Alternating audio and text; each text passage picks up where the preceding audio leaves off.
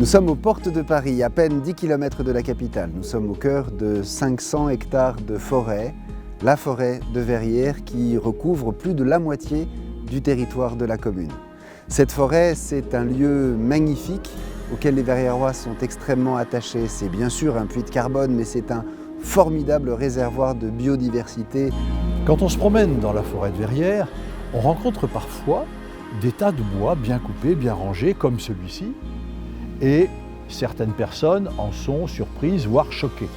Pourquoi ont-ils été coupés? Eh bien, pour que d'autres arbres puissent pousser. En effet, les arbres ont besoin de lumière, d'eau bien sûr, mais surtout de lumière pour pousser.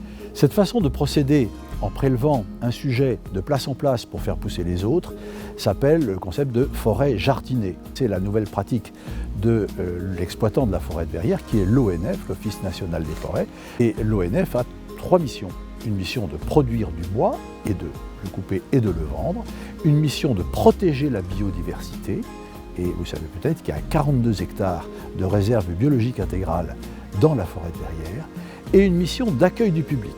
Cette forêt, nous l'avons héritée de nos parents. Cette forêt, elle a toujours su être accueillante pour des activités extrêmement diverses, pour la préserver de la pression foncière, pour la préserver d'usages qui ne seraient pas des usages respectueux de ce qu'elle est. La mairie soutient très ardemment le projet de classement de cette forêt de Verrières en forêt de protection.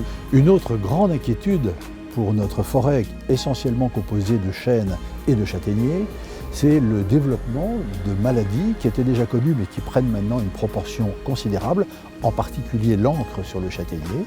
Et ça, c'est un très très gros souci pour les professionnels et pour les scientifiques.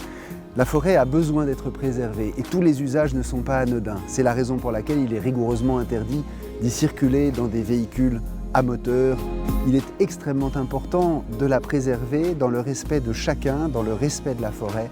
Cette forêt qui nous est donnée, nous devons simplement l'aimer.